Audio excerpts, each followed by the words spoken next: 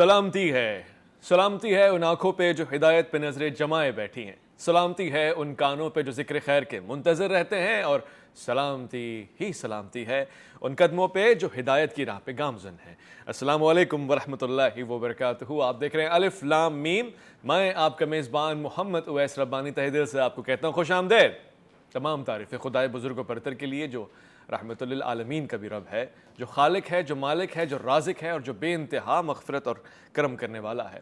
درود و سلام اس ہستی پہ کہ جس کی بنا پر، جس کی وجہ سے ہم آج ہیں، اور خالق کائنات نے یہ کائنات بھی تشکیل دی ہے، ان کے لیے جو فخر موجودات ہیں، مقصود کائنات ہیں، خاتم الانبیاء ہیں، رحمت للعالمین ہیں، حضرت محمد مصطفیٰ، آپ کی آل پاک، آپ کے جانثار انصار اور اصحاب پر۔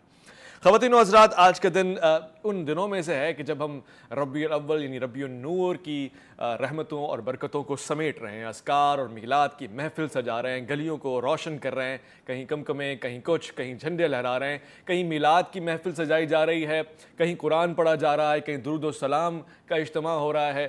ان تمام چیزوں میں بیک وقت یہ کیسے ہو سکتا ہے کہ مومنین اور مسلمین اللہ رب العزت کی اس نعمت کا شکر ادا کر رہے ہوں اور کافرین اپنے کفر سے باز رہے ہیں؟ لہٰذا انہوں نے وہی کیا جو عین فطرت کے مطابق تھا، یعنی ان کی فطرت کے مطابق ایک بار پھر سے اسی ماحول میں کہ جب ربیع الاول کے نور کا ذکر ہو رہا ہے، اہتمام ہو رہا ہے آمد کا، تو ایسے ماحول میں مسلمانوں کی دل آزاری کرنے کے لیے، ان کے احساسات اور جذبات کو مجروح کرنے کے لیے فرانس نے ایک بار پھر سے گستاخانہ خاکوں کو بلکہ برے عام، سر عام اور نشر کرنے کا اہتمام کیا ہے سڑکوں پر، اور اس کی سربراہی حکومت نے کی ہے۔ فرانس کے صدر ایمینوئل میکرون نے اس کو تسلیم بھی کہا ہے، اور پھر اس کو یہ بھی حوصلہ دیا ہے کہہ کے کہ اس طرح کے معاملات ہوتے رہیں گے، اس سے کسی کی دل آزاری نہیں ہونی چاہیے، یہ ناقابل برداشت ہے، اور پھر اس کا کیا لا عمل ہونا چاہیے۔ ہم ہر مرتبہ پروگرام کرتے ہیں، پچھلی بار ہم نے چارلی ہیبڈو پہ پروگرام کیا اور اس سے پہلے بھی، مگر اب میں چاہتا ہوں کہ احتجاج سے بڑھ کے بات ہو۔ اب میں پوچھنا چاہوں گا کہ کیا تقاضے ہیں، کن باتوں پہ ہم کمپرومائز کر سکتے ہیں اور کن باتوں پہ نہیں کر سکتے۔ امت مسلمہ کا کیا کردار بنتا ہے، ہماری حکومت کا کیا کردار بنتا ہے، علماء کا کیا کردار بنتا ہے، اور ہم بحیثیت مسلمان کہاں کھڑے ہوئے ہیں۔ میں آج کے پروگرام میں خوش آمدید کہنا چاہتا ہوں۔ ہمارے ساتھ 3 مہمان ہیں، اور علماء کرام کی موجودگی سے اس پروگرام کو زینت ملتی ہے، خصوصیت ملتی ہے، علم ملتا ہے، آگاہی ملتی ہے۔ میں خوش آمدید کہنا چاہتا ہوں، ہمارے ساتھ جامعۃ الصفا سے مفتی محمد زبیر صاحب موجود ہیں، ان کو سلام پیش کروں گا۔ ساتھ ساتھ علامہ امین شہیدی صاحب ہمارے درمیان موجود ہیں ہماری رہنمائی کے لیے اسلام آباد اسٹوڈیو سے، اور خوش آمدید کہتا ہوں مفتی نوید عباسی صاحب کو جو ہمارے درمیان موجود ہیں۔ السلام علیکم ورحمۃ اللہ۔ وعلیکم السلام ورحمۃ اللہ۔ ہم گفتگو کا آغاز کرتے ہیں۔ مفتی محمد زبیر صاحب، یہ آپ کے سامنے ہے، اس سے پہلے بھی ہم نے ایک پروگرام کیا تھا گستاخانہ خاکوں کے لیے۔ یہ خاک کیوں نہیں ہو جاتے خاکے بنانے والے؟ کب تک ہمارے احساسات اور ہمارے جذبات پہ اسی طرح تیر اندازی ہوتی رہے گی، اور آخرکار اس کا حتمی انجام کیا ہے، کیا وجوہات ہیں، اور یہ ہوا تو ہوا کیسے حکومت کی سربراہی میں؟ جی بسم اللہ الرحمن الرحیم، نحمدہ و نصلی علی رسول الکریم، اما بعد۔ آج آپ نے اپنے انٹرو کے اندر جو بات فرمائی کہ یہ واقعات بڑھتے چلے جا رہے ہیں، احتجاج سے ہمیں آگے بڑھ کر کے ابھی کیا کام کرنا چاہیے، یہ ہے اصل لائن، اور یہ ہے اصل کوشچن، اصل سوال، اور مقصودی بات یہی ہے۔ جی بغیر کسی لگی لپٹی کے، بغیر کسی تمہید کے، واضح طور پر اب یہ ہمیں سمجھنا چاہیے کہ وقت آ چکا ہے کہ ہم اب کنکریٹ، ٹھوس، پختہ، پائیدار، مضبوط، حکومتی، سفارتی، علمی، تحقیقی طور پر رد عمل اور جواب کے لیے تیار ہوں، اور اب ہمیں صرف اور صرف احتجاجی نعروں، چند جلسے جلوسوں سے ہم آگے نکلنا چاہیے۔ سب سے پہلی بات تو یہ ہے کہ پہلے کسی آرگنائزیشن کی حد تک گستاخی ہوتی تھی۔ سویڈن کے اندر قرآن کریم جلایا گیا، ڈنمارک کے اندر معاملہ ہوا، ناروے کے اندر ہوا، وہاں کسی حکومت کے باشندے کو یہ کہنے کا موقع مل سکتا تھا کہ جناب یہ تو کوئی پرائیویٹ جماعت ہے، پارٹی ہے، تنظیم ہے، کوئی گروپ ہے، کوئی شرپسند عیسائی مذہب سے تعلق رکھنے والے افراد ہیں، فلاں ہیں، انہوں نے یہ کام کر لیا ہوگا، یہ شاید ان کو کچھ کہنے کا موقع مل سکتا ہوگا۔ اگرچہ ہم اس کو قبول نہیں کرتے، عالم اسلام، امت مسلمہ اس نیریٹو کو قبول نہیں کرتے، ہم سمجھتے ہیں ان کی ناک کی سیدھ کے اندر ہوا ہے، حکومت کی نگرانیوں کے اندر ہوا، لیکن اب معاملہ یہ پیدا ہو گیا ہے، اپنی نوعیت کا پہلا واقعہ پیش آ چکا ہے کہ فرانس کے صدر کے آرڈر پر فرانس کی حکومت کی زیر نگرانی باقاعدہ سرکاری عمارتوں پر آویزاں کر کے خاکے شائع کیے گئے اور خاکے لٹکائے گئے۔ اب معاملہ یہ ہے کہ جب سرکاری سطح پر یہ معاملہ پیش آ چکا ہے تو یاد رکھیے انفرادی سطح کا جواب انفرادی سطح پر ہوتا ہے، معاشرے کا جواب معاشرہ دیا کرتا ہے، سماج اور سوسائٹی کا جواب سماج اور سوسائٹی دیا کرتی ہے، لیکن اب کنٹری ٹو کنٹری معاملہ آ چکا ہے، ملک ٹو معاملہ ملک آ چکا ہے، لہذا جب کنٹری ٹو کنٹری معاملہ آ چکا ہے بغیر کسی لگی لپٹی کے پہلا کام حکومتی سطح پر کرنے کا یہ ہے کہ ہمیں فوری طور پر حکومت پاکستان کو فرانس کے سفیر کو طلب کر کے شدید اور سخت احتجاج ریکارڈ کرانا چاہیے۔ نمبر 2، سنجیدگی کے ساتھ سفارتی تعلقات کے خاتمے پر پوری امت مسلمہ عرب کنٹریز اور مسلم کنٹریز اور پاکستان کو آنا چاہیے۔ تیسرے نمبر پر ہمارے وزیر اعظم پاکستان نے فیس بک کے سربراہ مارک زکربرگ کو جو خط لکھا ہے قابل تحسین ہے، تعریف ہونی چاہیے، اچھا کام کیا ہے۔ اس خط کے اندر وزیر اعظم پاکستان نے لکھا ہے کہ اسلامو فوبیا اور اسلام مخالف مواد پر ہولو کاسٹ جیسی پابندی ہونی چاہیے، لیکن میں یہاں پر یہ بات کہتا ہوں وزیر اعظم کا اور صدر کا یہ بیان قابل تعریف و تحسین ہونے کے باوجود انتہائی ناکافی ہے۔ اب عالمی دنیا کے سامنے وقت آ گیا ہے کہ دہشت گردی کی بھی تعریف فکس کروائی جائے، عالمی سطح پر آزادی اظہار اور دل آزاری میں فرق کے قوانین واضح طور پر واشگاف ہونے چاہیے۔ واضح طور پر آج طے کر لینا چاہیے کہ گستاخی کیا ہوتی ہے، دل آزاری کیا ہوتی ہے، قانونی طور پر اس مسئلے کو طے کروایا جائے۔ مسلمانوں کی ماں بہن کو گالی دے دو، اللہ کی قسم کھا کر کے کہتا ہوں مسلمانوں کے لیے اتنا بڑا مسئلہ نہیں ہے۔ آبروئے ماں زنا میں مصطفیٰ است، میرے ماں باپ قربان، 1.5 ارب مسلمانوں کے ماں باپ قربان، ان کا مال قربان، ان کی جان قربان، محمد رسول اللہ صلی اللہ علیہ وسلم کے نالین اور جوتے مبارک کی خاک مبارک۔ وہ قربان ہونے والے لوگ نظر نہیں آ رہے، بدقسمتی سے قربان ہونے والے لوگ ہم جیسے صرف کلام کی حد تک رہ گئے۔ اور پوچھیں، جی میں آپ کی بات سمجھ رہا ہوں، آپ کے احساسات اصل میں پوری قوم کی نمائندگی کر رہے ہیں، مگر کیا یہ عوام اور فرد کا ہی کام رہ گیا احتجاج کرنا، پروگرام کرنا؟ اب کیا حکومت کو احتجاج اور مذمت سے آگے نہیں نکلنا چاہیے؟ علامہ امین شہیدی صاحب ہمارے درمیان موجود ہیں اسلام آباد سے۔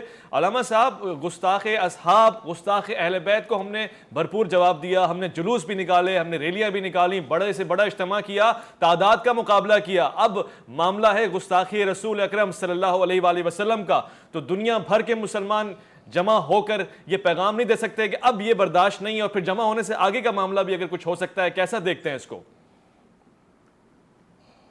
بسم اللہ الرحمن الرحیم۔ میں شکر گزار ہوں آپ کا کہ آپ نے اس موضوع پر بروقت پروگرام کر کے اپنی ذمہ داری ادا کی ہے۔ جی شکریہ۔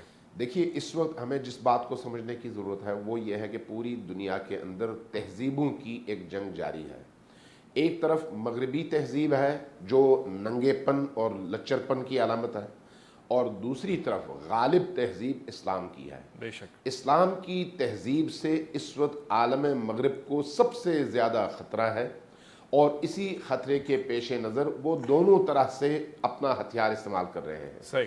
جس نقطے کی طرف آپ نے اپنی گفتگو میں یا سوال میں اشارہ کیا کہ اہل البیت کی توہین اور صحابہ کی توہین سے لے کر اب جو ہے بات نبی کریم کی توہین تک پہنچی ہے، تو وہ جو عالمی تہذیبی جنگ ہے اسی کے یہ دو حصے ہیں کہ اسلامی معاشرے کے اندر آپ ان لوگوں کو پروموٹ کریں جو صحابہ کی یا اہل البیت کی توہین کرتے ہوں، اور ان کو پیسے دیں، پشت پردہ آپ رہیں، اور فرنٹ پہ یا شیعہ کے نام سے یا سنی کے نام سے انہی کے گماشتے ایک دوسرے کے خلاف آگ لگائیں، اور اس طرح سے لوگوں کے عقیدے پر ضرب لگائیں، لوگوں کے دین و ایمان پر ضرب لگائیں، اور اسلامی معاشرے کو انتشار کا شکار کر کے اسلامی تہذیب کے اس روشن اور منور چہرے کو تاریک بنا کر دنیا کے سامنے پیش کرنے کی کوشش کریں۔ یہ اس کا ایک پہلو ہے۔ دوسرا پہلو خود رسول کریم پر اور اسلامی مقدسات پر عالم مغرب کی طرف سے حملہ کر کے اس کے چہرے کو مخدوش کر کے یورپ کے اندر جو کلچر اس وقت اپنی موت آپ مر رہا ہے، جو تہذیب مر رہی ہے، اس تہذیب کو باقی رکھنے کی جد و جہد کی جائے۔ اس وقت آپ کو یہ معلوم ہے کہ امریکہ ہو یا یورپ کے باقی ممالک ہوں یا فرانس ہو، اس وقت جو مکتب اور جو آئیڈیالوجی اور جو تہذیب بہت تیزی سے پھیل رہی ہے وہ اسلام کی تہذیب ہے۔ اس لیے ہر روز مساجد کی تعداد میں اضافہ ہو رہا ہے اور کلیساؤں کی تعداد میں کمی ہو رہی ہے. لوگ آہستہ آہستہ اس کلچر میں مسیحیت کے پیغام سے مایوس ہو کر اس خدائے وحدہ لا شریک کو تلاش کر رہے ہیں جس کا تصور اور جس کا عقیدہ اسلام ان کو فراہم کرتا ہے. ان کی جو معاشرتی زندگی کی بے چینی اور اضطراب ہے اس اضطراب کے حل کی تلاش میں ہیں وہ, تاکہ کسی طرح سے اطمینان قلب حاصل ہو سکے, اور یہ ان کو صرف اور صرف اسلام کی پناہ میں آنے کے بعد ملتا ہے. اس بنیاد پر اس وقت جرمنی ہو, فرانس ہو, امریکہ ہو, برطانیہ ہو, سب سے زیادہ تیزی سے مسیحیت اسلام میں تبدیل ہو رہی ہے اور کنورٹ ہو رہی ہے. اس چیز کا انہوں نے رستہ مغرب کے اندر روکنا ہے, اور روکنے کے لیے سب سے بہترین ہتھیار یہ ہے کہ وہ اسلام کے چہرے کو مسخ کریں مسلمانوں کے ہاتھوں, اور مسلمانوں کے مقدسات کے چہرے کو مسخ کر کے کرسچینٹی کو اس سے دور رکھنے کی کوشش کریں. لہٰذا یہ پلان جو ہے یہ صرف فرانس کے صدر یا کسی خاص ملک کا ایجنڈا نہیں ہے, یہ پورے مغرب کا ایجنڈا ہے, اور آج کا ایجنڈا نہیں ہے, بہت پرانا ایجنڈا ہے. ہر سال اس میں شکلیں بدلتی رہتی ہیں اور یہ نئے ہتھ کنڈے استعمال کرتے رہتے ہیں. آج صرف ایک تبدیلی آئی ہے کہ فرانس کے صدر نے اور حکومت نے آفیشلی اس کو نہ صرف آن کیا ہے بلکہ اس کو پروموٹ کیا ہے. اس لیے اب ذمہ داری ہے مسلم امہ کی, ہمیں اپنے حکمرانوں سے, اپنے حاکم نظاموں سے یہ توقع نہیں ہے کہ وہ زبانی بیان بازی کے علاوہ کچھ کر سکیں, لیکن مسلمان جن کے رگوں میں محمد عربی کی محبت خون بن کر دوڑتی ہے, عشق رسول جن کے اندر ان کی روح بن کر ان کو زندہ رکھتی ہے, اس عشق کا اور اس محبت کا تقاضا یہ ہے کہ عقل اور منطق کے ذریعے سے اس طرح کی تمام تر ہرزہ سرائیوں کا جواب بھی دیا جائے اور میدان میں نکل کر بتایا بھی جائے کہ عشق رسول ہمارے دلوں میں ہے اور ہم کبھی بھی اس توہین کو برداشت نہیں کر سکتے, کسی بھی طور برداشت نہیں کر سکتے. اس کے لیے جو اگلا قدم ہے وہ نوٹ کیجئے گا, سب سے اہم قدم اس وقت یہ ہے کہ ہم اپنے ممالک میں مغربی مصنوعات کا بائیکاٹ کرنا شروع کر دیں. ہم فرانسیسی مصنوعات کا, برطانوی, امریکی,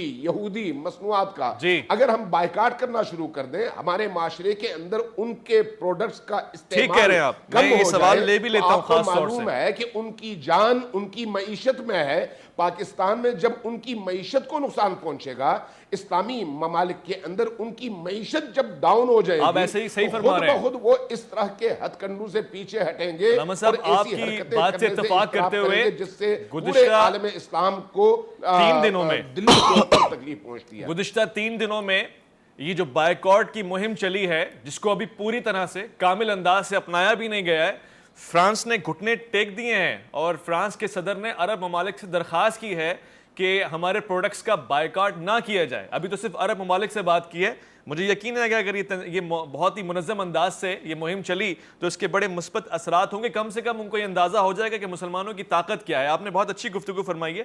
مفتی نوید عباسی صاحب, کیا کریں, مختصراً یہ کہ احتجاج کریں یا جہاد کریں, اس میں فرق کیا ہے؟ اور اب برداشت نہیں ہوتا, یہ معاملہ روز بروز نکل کر آ رہا ہے. ربیع الاول میں ہی خاص طور سے مسلمانوں کے جذبات کو کیوں ٹھیس پہنچائی گئی ہے؟ بسم اللہ الرحمن الرحیم. یا رسول اللہ, اے مکین گنبد خضرا, ہم شرمندہ ہیں. اس سے قبل ہمیں موت آ جاتی کہ اب سرکاری سطح پر فرانس اپنی سرکاری عمارتوں پر نبی علیہ السلام کے خاکے وہ لوگوں کو دکھا رہا ہے. یہ کون سا انداز ہے؟ اور ہم بیٹھے کیا باتیں کر رہے ہیں؟ علماء کرام نے جو گفتگو کی مجھے اس سے کوئی اختلاف نہیں ہے, ہر دو شخصیات کے دل میں درد ہے, لیکن یہ بائیکاٹ اور یہ کیا ہے؟ امت تباہ ہو جائے, برباد ہو جائے کہ مصطفیٰ کے اس طرح سے توہین کی جا رہی ہے. وہ امام مالک نے کیا کہا تھا؟ جناب سیدنا حضرت امام مالک نے یہ کہا تھا نا ہارون الرشید کو کہ امت کو مر جانا چاہیے اگر امت کی اس دھرتی پر مصطفیٰ کا بے ادب بھی زندہ ہو اور امت بھی زندہ رہے, دونوں میں سے زندہ رہنے کا ایک کو حق حاصل ہے. ہم نہیں دیکھتے کہ مصطفیٰ کریم صلی اللہ علیہ وآلہ وسلم نے جب فتح مکہ کیا, ساری دنیا جانتی ہے, حضور نے یہ اعلان کیا انتم الطلقاء, جاؤ تم سب کو میں نے آج آزاد کر دیا, کسی پر کوئی مواخذہ نہیں. وہ ہند, وہ حضرت ہند ہو گئی کیونکہ نبی علیہ السلام نے اسلام قبول کیا، جناب سیدنا حضرت حمزہ کا کلیجہ چبانے والی، لیکن ہمیں اسلام کا یہ رخ بھی بتانا پڑے گا۔ آج کی اس نوجوان نسل کے سامنے یہ بات رکھنی پڑے گی۔ میں ماس جذباتی باتیں نہیں کر رہا، اللہ کی عزت کی قسم ہمیں مر جانا چاہیے کہ ابن خطل کو کعبے کے پردے میں مصطفیٰ نے قتل کروایا۔ جب بتایا گیا، جس دن سب کے لیے امان تھی، بتایا گیا یا رسول اللہ آپ کا بے ادب، آپ کا گستاخ، آپ کو گالیاں دینے والا کعبے میں ہے، وہ کعبے کے پردے میں لپٹا ہوا ہے۔ نبی علیہ السلام نے کہا جہاں ملے اس کو قتل کر دو۔ این مقام حتیم میں بخاری میں ہے، اسے قتل کر کے صحابہ نے یہ پیغام دیا ہر ایک کے لیے امان ہے، پر مصطفیٰ کے گستاخ کے لیے کوئی امان نہیں۔ یہ کون سا طریقہ ہے؟ ہماری حکومتیں فیس بک کو خط لکھے، ہمارے حکمران بائیکاٹوں کی بات کرے، یہ انداز نہیں چلے گا۔ اب امت کو اٹھنا ہوگا، اب حکمرانوں کو اٹھنا ہوگا۔ اگر یہ حکمران اپنی بے خیرتیوں، بے حسیوں سے باز نہیں آتے، یہ حکمران وہ عرب ہوں یا پاکستان کے رجب طیب اردگان کے علاوہ مضبوط آواز بلند نہیں ہوئی۔ اس وقت حکمرانوں کو ایک جگہ جمع ہو کر، مسلم حکمرانوں کو فرانس کی آنکھوں میں آنکھیں ڈال کے بات کرنی ہوگی اور بتانا ہوگا کہ ہم صلاح الدین ایوبی کے پیروکار ہیں، ہم محمد بن قاسم کی دھرتی پر رہنے والے ہیں، ہم خالد بن ولید کی تلوار ہمارے ہاتھوں میں ہے۔ جہاں ہمارے پاس امن کا پیغام ہے، وہاں نبی کے بے ادبوں کے لیے کوئی ہمارے پاس رعایت نہیں۔ اے عمران خان، اے عارف علوی، میں تمہیں یہ کہنا چاہتا ہوں، آرمی چیف، ہماری عزت مصطفیٰ سے ہے، ہماری غیرت مصطفیٰ سے ہے۔ اگر حضور کی عزت نہیں تو خدا کی عزت کی قسم، کسی کی عزت نہیں۔ اٹھو، اعلان کرو، تمہارے پاس جو یہ بندوقیں ہیں، یہ جو ایٹم بم ہے، یہ ہم نے کس لیے بنایا تھا؟ مصطفیٰ کی عزت اگر محفوظ نہیں تو پھر کسی کی عزت محفوظ نہیں۔ اب تمام مکاتب فکر کے علماء کو آگے بڑھ کر یہ جذبہ لے کے میدان میں اترنا ہوگا، یا مصطفیٰ کے نام پر جیئیں گے یا مصطفیٰ کے نام پر مریں گے۔ کوئی دوسرا چارہ نہیں ہے۔ ہم مصطفیٰ کے بے ادبوں اور گستاخوں کو برداشت نہیں کر سکتے۔ یہ پیغام دینا ہوگا۔ اب بے شرمی اور یہ مر کے جینا، اس سے ایک دن مرنا ہی بہتر ہے۔ یہ پیغام ہمیں دینے کی ضرورت ہے اس وقت۔ غیرت، حمیت اور وہ پیغام کہ جو مصطفیٰ کا بنا وہ ہمارا ہے، کہ محمد سے وفا تو لے تو ہم تیرے ہیں۔ یہ جہاں چیز ہے کیا، لوح قلم تیرے۔ حکمرانوں، قوت عشق سے ہر پست کو بالا کر دو۔ وہ اقبال نے کہا تھا نا، قوت عشق سے ہر پست کو بالا کر دے، دار میں اس میں محمد سے اجالا کر دے۔ ہم نے بتانا ہے امن سب کے لیے ہے۔ ہمیں گالی دو، ہمیں مارو، ہم جواب نہیں دیں گے۔ جو میرے آقا کی بے ادبی کرے گا اس کے لیے کوئی امان نہیں ہے، پھر اس کا مقابلہ میدان میں ہوگا۔ پروگرام میں ایک مختصر سے وقفہ لے رہا ہوں۔ مفتی صاحب پوری قوم کے جذبات کی ترجمانی کر رہے ہیں، اور میں اس وقت اس سچویشن میں نہیں ہوں کہ ان کو روک سکوں۔ یقینی طور سے ایک مسلمان، ایک ایمان والے کے جذبات ایسے ہی ہو سکتے ہیں۔ ایک مختصر سے وقفہ لے رہا ہوں، کوشش کروں گا کہ یہاں تعامل مزاجی اپنانے کی کوشش کروں اور ساتھ ساتھ ایک ماحول بھی پیدا کروں، مگر حقیقی طور سے اس سے بڑھ کے ہمیں کرنے کا حکم بھی ہے اور وقت بھی ہے۔ ایک مختصر سے وقفہ الف لام میم میں آپ کا انتظار رہے گا۔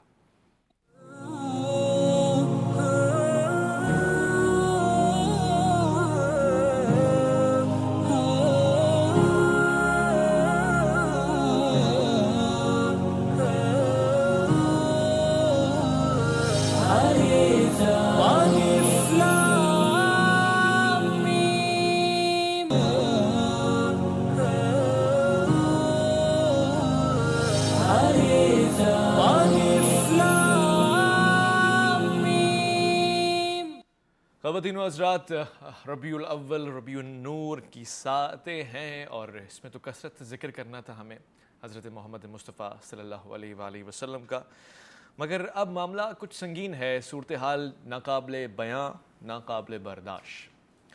اب معاملہ اس حد تک آ چکا ہے کہ حکومت کی سربراہی میں اس بدفعلی کو انجام دیا جا رہا ہے، اور پھر سرکاری عمارتوں پہ آویزاں کیے جا رہے ہیں وہ گستاخانہ خاکے کہ جن کو جلا دینا چاہیے، اور ایسے بنانے والے کو بھی جلا دینا چاہیے۔ اور ابھی آج کی اور اس وقت کی خبر یہ ہے کہ پاکستان کی سینٹ کے اراکین نے ایک قرارداد پاس کی ہے جس میں مذمت ہے فرانس کے صدر کے حوالے سے اور اس سرکاری حوصلہ افزائی کے حوالے سے میں آپ کو بتاتا چلوں کہ طیب اردگان جو کہ ترکی کے پریزیڈنٹ ہیں، انہوں نے واضح طور سے شاید غالباً پہلے ہی دن ایک موقف اختیار کیا اور اس میں دیوانگی اور عقل سے پیدل ہونے والی حرکت قرار دیا ہے، خاص طور سے اس حرکت کو جو فرانس کے صدر نے کی ہے.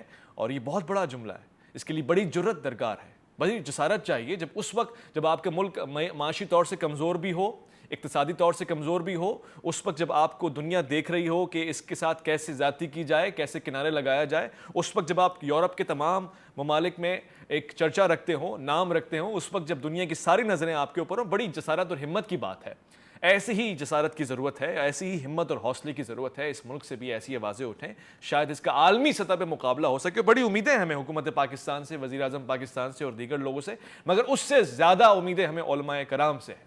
میں علماء کرام سے یہ سوال پوچھنا چاہتا ہوں. مفتی محمد زبیر صاحب، النبی الاولی بالمومنین من انفسہم، حضور اکرم صلی اللہ علیہ وآلہ وسلم کی ذات گرامی، مومنوں کا جو ان کا حق ہے وہ مومنوں کی جانوں سے اوپر ہے، کسی بھی طور برداشت نہیں. اس سے بڑھ کے کیا ہو سکتا ہے جہاد کا حکم؟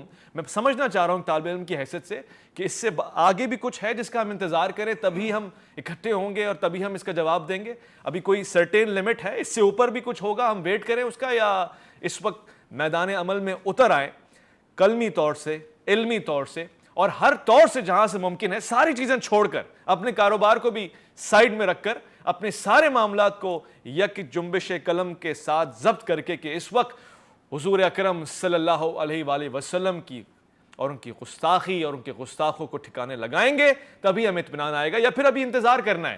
یہ سوال میں مفتی محمد زبیر صاحب سے پوچھ رہا ہوں. بائیکاٹ کر لیں اگر ان پروڈکٹس کا تو کام چل جائے گا؟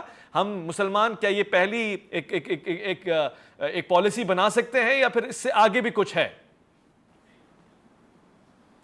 دیکھیں، گزارش یہ ہے کہ صرف اور صرف بائیکاٹ کر لینا کافی نہیں ہے. جی، یقیناً عالمی سطح پر بھی عرب ممالک کے اندر بھی یہ کام ہو رہا ہے، شروع ہو چکا ہے. پاکستان میں بھی ہونا چاہیے، پورے عالم اسلام میں ہونا چاہیے، پوری دنیا میں ہونا چاہیے. مغربی مصنوعات بالخصوص فرانسیسی مصنوعات کا بائیکاٹ کیا جائے. سرکار دو عالم صلی اللہ علیہ وسلم سے یہ محبت کا حق نہیں، عشق اور عقیدت کا حق نہیں، وفاداری کا سب سے کم تقاضا یہ ہے. یہ سب سے آخری لوئسٹ، سب سے نچلا درجہ یہی ہے. یہ کام تو فوری طور پر کرنا چاہیے. لیکن میں اس کے ساتھ ساتھ یہ بات ضروری سمجھتا ہوں کہ دیکھیں، ہم علمی طور پر، ہم فورمز کی سطح پر، ہم اقوام متحدہ کی سطح پر، ہم سفارتی سطح پر یہ کام کر سکتے ہیں اور کرنا چاہیے. وہ کیا؟ وہ یہ ہے، واضح طور پر اس وقت دنیا کا سب سے بڑا دہشت گرد کون سا ہے؟ فرانسیسی صدر میکرون پاگل نہیں، دیوانہ نہیں ہے.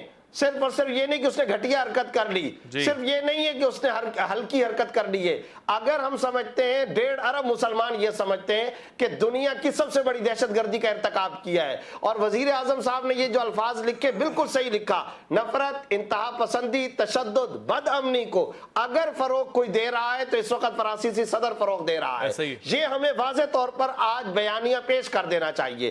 اس کے ساتھ ساتھ حکومت اور عوام کا ایک مشترکہ اہم ترین اقدام، بھائی اویس ربانی صاحب، آپ کے جی ٹی وی کے فورم سے میں اب یہ بات واضح طور پر کہنا چاہتا ہوں.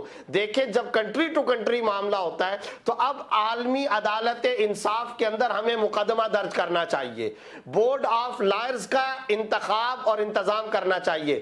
عام طور پہ معاملہ پیسوں کا ہوتا ہے نا.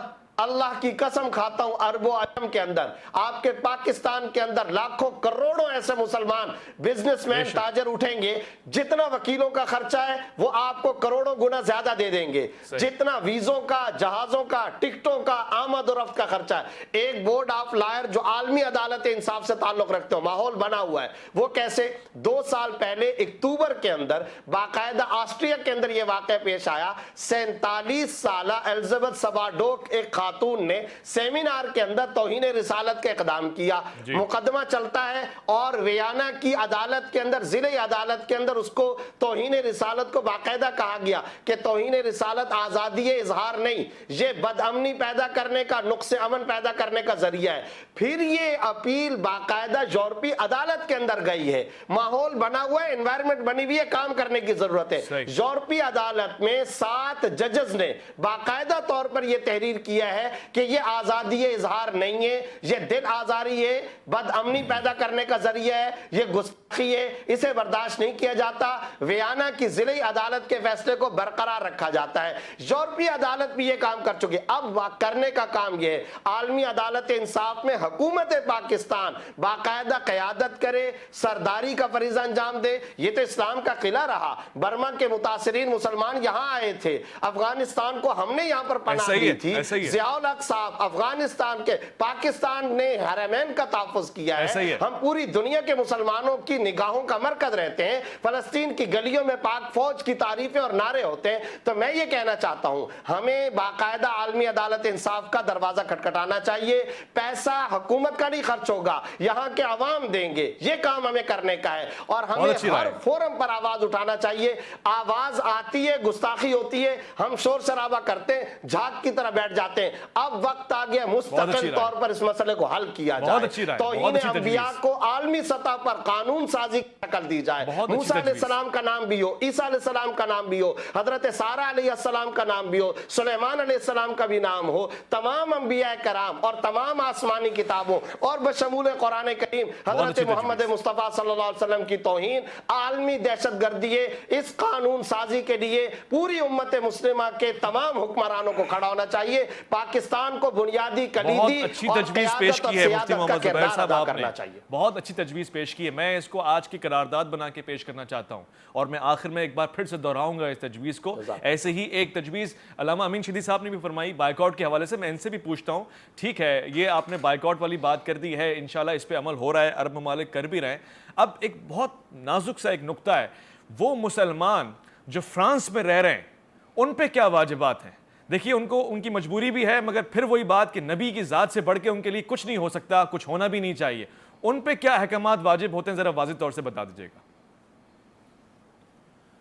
دیکھیے بنیادی طور پر ہر انسان اتنا ہی ذمہ دار ہے جتنا اس کی گنجائش میں، اس کی وسعت میں اور اس کی طاقت میں ہے، اپنی طاقت سے زیادہ کا ذمہ دار کوئی نہیں ہے، اور پھر ہر انسان اپنا ذمہ دار ہے، دوسرے کا نہیں ہے، وَلَا تَزِرُ وَازِرَةٌ وِزْرَ اُخْرَى۔ اس اعتبار سے پاکستانی مسلمانوں کی اپنی ذمہ داری ہے، یورپ میں رہنے والے مسلمانوں کی اپنی ذمہ داری ہے، خود فرانس میں رہنے والے مسلمانوں کی اپنی ذمہ داری ہے۔ تو علامہ صاحب ان کے لیے نبی کی ذات اور ہے، ہمارے لیے اور ہے، ان کا مقام اور ہے، ہمارا مقام اور ہے، یہ فرق کیوں ہے؟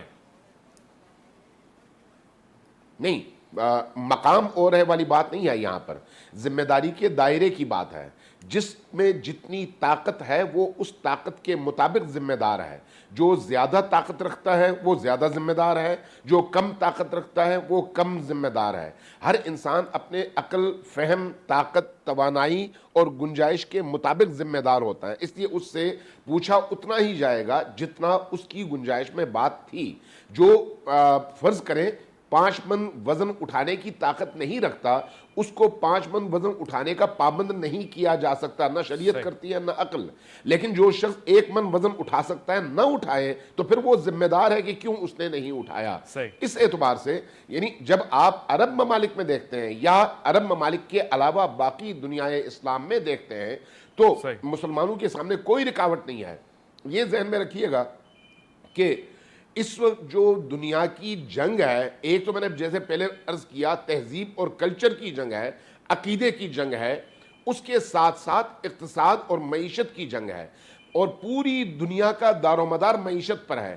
آج اگر اسرائیل کے ساتھ عرب ممالک کے روابط بڑے مضبوط ہو رہے ہیں تو اس میں کلچر کے ساتھ ساتھ سب سے بڑا اہم مسئلہ آپ کا معیشت کا ہے۔ اس اعتبار سے اسرائیل جیسے دشمن کو عرب ممالک نے قبول بھی کیا ہے، اور مجھے یہ خوف ہے کہ وقت کے گزرنے کے ساتھ ساتھ آپ کے ارد گرد کے عرب ممالک کے اندر صہیونی کلچر اور صہیونی اہداف تک رسائی کے لیے رستے اتنے زیادہ کھل جائیں گے کہ عرب ہی ان یہودیوں اور صہیونیوں کے ساتھ انسانی اور الہی اور اسلامی اقدار کی پامالی میں پیش نظر آئیں گے. مجھے یہ نظر آ رہا ہے اس وقت جب آپ نے فلسطینیوں کے مقابلے میں صہیونیوں کو قبول کیا, اور یہ جو رسول کریم کی توہین کا منصوبہ ہے یا اسلامی مقدسات کی توہین کا منصوبہ ہے, بنیادی طور پر صہیونی منصوبہ ہے جس کی بنیاد پر پوری دنیا اور یورپ اور امریکہ چلتے ہیں. لہٰذا ہمیں تمام جوانب سے اس کو دیکھنا چاہیے. اس وقت ہوتا یہ ہے کہ آج مثلا یہ کام ہوا, آج پوری دنیا سے آواز اٹھے گی, لیکن جب اسرائیل کو تسلیم کرنے کی بات آئے گی تو کوئی کہیں سے آواز نہیں اٹھائے گا, ہلکا سا بیان آ جائے گا, اس کے بعد امت مسلمہ سوئی ہوگی. یہ وہ خنجر ہے جس کو محسوس بھی کرنا چاہیے, اور ہمارے اسلام کے پیکر اور بدن پر پڑنے سے پہلے اس کلائی کو پکڑ کر موڑنا اور توڑنا بھی چاہیے. لہٰذا اگر اسرائیل کے تسلیم کرنے کے اس پروجیکٹ کو اگر روکا جا سکے تو پھر یہ چیزیں بھی خود بخود رکیں گی. لیکن اگر اس طرف ہم نہیں آئے تو پھر اس پورے خطے کے اندر جب ذہن اسرائیلی ہوں, ذہن یہودی ہوں, تو بظاہر جبہ پہن لینے سے, بظاہر مسجد میں جانے سے انسان نہ محمدی بنتا ہے نہ مسلمان بنتا ہے. خوبصورت. بظاہر چیزوں کا لباس اختیار کرنے سے کوئی فرق نہیں پڑتا. میں چائنا گیا تھا, وہاں پر میں نے خود عملاً یہ دیکھا. جی میں صرف ایک مثال کے طور پر عرض کرنا چاہ رہا ہوں کہ بہت سارے مسلمان ایسے تھے جو شراب اور شباب تو شب و روز استعمال کرتے تھے, لیکن خنزیر کے گوشت کھانے کے معاملے میں کہتے تھے نہیں ہم مسلمان ہیں. یہ اس طرح کا اسلام عربوں میں بھی آپ کو نظر آتا ہے, اور اسرائیل کو تسلیم کرنے والے حکمران اور مسلم حکمرانوں میں بھی آپ کو نظر آتا ہے. لہٰذا ہمیں اگر اسلام کو قبول کرنا ہے تو پورا اور مکمل قبول کرنا ہے, اور اگر یورپ کو اور مغرب کو ریجیکٹ کرنا ہے, اسرائیل کو ریجیکٹ کرنا ہے, تو ان کی تمام تر شیطرتوں اور تمام تر منصوبوں کے ساتھ ریجیکٹ کرنا ہے. آدھا قبول اور آدھا ریجیکٹ نہیں ہو سکتا. لہٰذا اس وقت جو صورتحال ہے, اس صورتحال میں ہمیں اپنے کلچر کی بھی حفاظت کرنی ہے اور اپنی معیشت کی بھی حفاظت کرنی ہے, اور اپنے روابط اور سیاسی روابط پر بھی اثر نو غور کرنے کی ضرورت ہے. بس ٹھیک ہے, کلچر کی بھی حفاظت کرتے ہیں, معیشت کی بھی حفاظت کرتے ہیں. میرے خیال ہے ابابیل ہی آئیں گے جو اب حفاظت کریں گے ناموس رسالت کی, کیونکہ ہم میں تو دم خم رہ نہیں گیا ہے. ہم باتیں بھی کر رہے ہیں, پالیسی بھی بنا رہے ہیں, مگر میرے خیال ہے اب واقعی ہم کمزور ہو چکے ہیں, اور کمزور لوگوں پہ وزن پڑتا نہیں. علامہ صاحب نے واضح طور پہ بتا دیے, تھوڑی اور جسارت کرنے کی ضرورت ہے. میں یہ بھی پوچھ رہا ہوں, ساتھ ساتھ وفے پہ جا رہا ہوں, مگر یہ سوال چھوڑ کے جا رہا ہوں کہ وہ حرمین شرمین کے خادمین کہاں گئے؟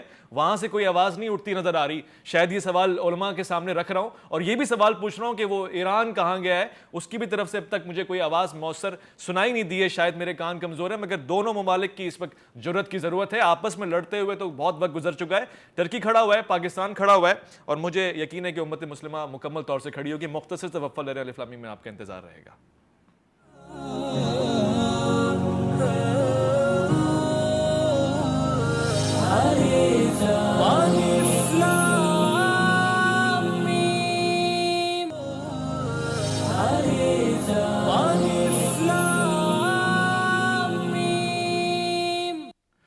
بہت شکریہ واپس لوٹ کر آنے کا. پروگرام میں بہت ہی خاص موضوع ہے, خاص گفتگو ہو رہی ہے. اس سے پہلے جب ہم بریک پہ گئے تھے, مفتی نوید عباسی صاحب اپنے جذبات کا اظہار کر رہے تھے, اور پھر میں نے دیکھا وفے پہ جانے کے بعد بہت مشکل تھا آپ کو سنبھالنا. یہ ایسے معاملات ہیں جن میں کسی کا کوئی قابو نہیں ہے, یہ ہماری دسترس سے اوپر کی بات ہے.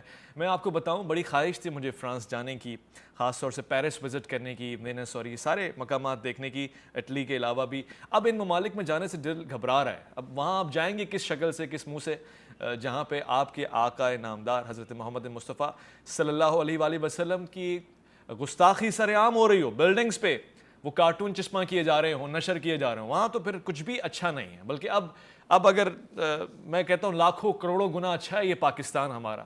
عزیزوں, تھوڑی مشکلات ہیں, مگر کم سے کم ناموس رسالت پہ گفتگو کوئی کر نہیں سکتا اس طرح, اس انداز سے, اور اگر کی جاتی تو بھرپور مذمت بھی کی جاتی ہے, جواب دیا جاتا ہے. ہماری بلڈنگز پہ آج بھی چراغاں ہیں.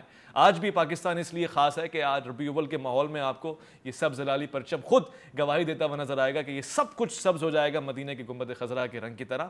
یہ کمکمیں, یہ جلتے ہوئے چراغ, یہ محفل, یہ میلاد, شکر ادا کرنا چاہیے کہ ہم پاکستان میں ہیں. اللہ رب العزت کا بے انتہا شکر ہے. میں مفتی نوید عباسی صاحب سے یہ سوال آخر پوچھنا چاہتا ہوں کہ گفتگو بھی ہو گئی, لائے عمل بھی ہو گیا, مفتی محمد زبیر صاحب نے بہت اچھی تجویز پیش کی, علامہ امین شہیدی صاحب نے بہت اچھی تجویز پیش کی ہے.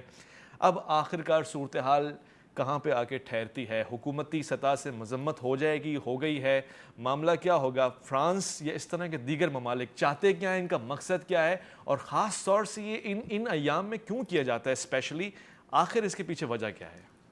علماء کرام نے گفتگو ارشاد فرما دی، ایک عالم دین یہی کر سکتا ہے. جو جہاد کے حوالے سے ہمیں ایک بات ملتی ہے نا کہ جب آپ برائی دیکھو تو اپنی طاقت سے روکو، جی زبان سے روکو، جی دل میں برا جانو. تو یہ علامہ امین شہیدی صاحب اسی طرف اشارہ کر رہے تھے. ہم جتنے اچھے قوانین بنا لیں، جتنے مرضی، علامہ زبیر صاحب نے بہت اچھی گفتگو کی، ہمیں جانا چاہیے، سارے ذرائع استعمال کرنے چاہیے، لیکن اس حقیقت سے ہمیں انکار نہیں کرنا چاہیے. وہ کبوتر بلی کو دیکھ کر آنکھیں بند کر لے کہ وہ نہیں ہے، وہ ہے. ہم غلام ہیں صاحب، غلاموں کے حقوق نہیں ہوا کرتے، یہ بات ذہن میں رکھ لیں. اس وقت امت مسلمہ غلامی کے دور سے گزر رہی ہے. جی کیا مجال تھی کہ جیسا تیسا دور تھا بنو عباس کا، کوئی کرتا نہ بے ادبی. جیسا تیسا دور تھا خلافت عثمانیہ کا جو ترکی میں تھی، کوئی کرتا نہ بے ادبی. اسی فرانس نے کوشش تو کی تھی نا. جی وہ جو عبدالحمید صاحب تھے، انہوں نے کیا کیا؟ عبدالحمید ثانی صاحب نے مثال قائم کی. انہوں نے مثال قائم کی. اس وقت اس جرت کی ضرورت ہے صاحب. خط لکھنے سے کام نہیں بنے گا جی صاحب، عالمی عدالت میں جانے سے کام نہیں بنے گا. یہ ذرائع استعمال کرنے چاہیے. ان علماء کرام سے مجھے اختلاف نہیں ہے. صحیح. ہم ٹی وی پہ آواز بلند کر رہے ہیں، کیوں؟ ہم اپنے احساسات اور جذبات جو ہے وہ لوگوں کو بتا رہے ہیں کہ ہمارے یہ جذبات ہیں. قوم کے اندر ایک روح ہونی چاہیے، وہ روح جو اصل روح محمد ہے. اصل میں یہ روح محمد کو مسلمانوں کے دل سے نکالنا چاہ رہے ہیں. وہ جو اقبال نے کش کہا تھا نا کہ وہ فاقہ کش جو موت سے ڈرتا نہیں ذرا، روح محمد کو اس کے بدن سے نکال دو. فکر عرب کو دے کر فرنگی تخیلات، اسلام کو حجاز و یمن سے نکال دو. آپ نے حرمین کی بات کی. حرمین میں جو لوگ حکمران ہیں، یا کہیں پر بھی پاکستان میں یا ایران میں، پوری دنیا میں جہاں کہیں بھی حکمران ہیں، ترکی سمیت، ان سب کو اب سر جوڑ کے بیٹھنا چاہیے. غلامی سے نکلنے کا حل ہمیں تلاش کرنا ہوگا. اگر ہم اغیار کی غلامی کریں گے تو یہ تو کچھ بھی نہیں ہے. اس سے آگے کے معاملات ہوں گے اور ہم روتے دھوتے رہیں گے. ہمیں آقا کی غلامی کرنی تھی. میں اپنے حکمرانوں سے کہوں گا، ہاتھ جوڑ کے، وزیر اعظم صاحب، آرمی چیف صاحب، جو بھی قوتیں ہیں یہاں، ایک دفعہ مسلمانوں کو جمع کریں، ایک لائے عمل دیں. کچھ نہیں ہوتا. روز روز مرنے سے بہتر یہ ایک دن مرو، یا جیو تو شیر کی طرح جیو. گیدڑ کی زندگی نہیں چاہیے ہمیں، شیر کی ایک زندگی بہت بہتر. اور میں سیاست یہ پیغام بھی دوں. میں شکریہ کہنا چاہتا ہوں مفتی نوید عباسی صاحب کا. میں شکر گزار ہوں علامہ امین شہیدی صاحب آپ کا. میں انتہائی شکر گزار ہوں مفتی محمد زبیر صاحب آپ کا. ساتھ ساتھ علماء کی گفتگو سے جو میں نے سیکھا ہے اس کا نچوڑ بھی پیش کروں. جلاؤ گھیراؤ ہمارا آئین نہیں ہے، نہ ہی ہمارا معیار ہے، نہ ہی ہمیں سنت رسول صلی اللہ علیہ وآلہ وسلم سے یہ سیکھنے کو ملا ہے. یہ نہیں کرنا. البتہ احتجاج اور مذمت، اور جتنی مذمت ہو سکے، اور لائے عملی طور سے ہمیں کچھ کر کے دکھانا ہے. اس بات کو ہم نے آج پیش کیا ہے. پروگرام کا مقصد یہی تھا کہ جشن تو منائیں گے، خوشیاں تو منائیں گے، مگر سرکار کی خوشی ہماری خوشی ہے تو سرکار کا غم بھی ہمارا غم ہے. اور سرکار پہ اٹھائے جانے والی ایک انگلی بھی ہم سب کی گردنوں پہ تلواروں کی مانند ہونی چاہیے. میں مفتی محمد زبیر صاحب کی اس قرارداد کو پیش کرنا چاہتا ہوں کہ ہو سکے تو سب کے سب حکومتی طور سے، جب وہ گستاخی حکومتی سربراہی میں کر سکتے ہیں تو پھر ہم بھی یہ لائے عمل حکومتی سربراہی میں کر سکتے ہیں. اگر حکومت سپورٹ کرے، نہ کرے تو سب کے سب مسلمان مل کے ایک فورم تجویز دیں، وکیل ہائر کریں اور اس مقدمے کو عالمی طور سے لڑیں. اپنا بہت خیال رکھیے گا اور اپنے سے بڑھ کے خیال رکھیے گا. آقا نامدار حضرت محمد مصطفیٰ صلی اللہ علیہ وسلم کی ناموس کا. اللہ کی امان میں.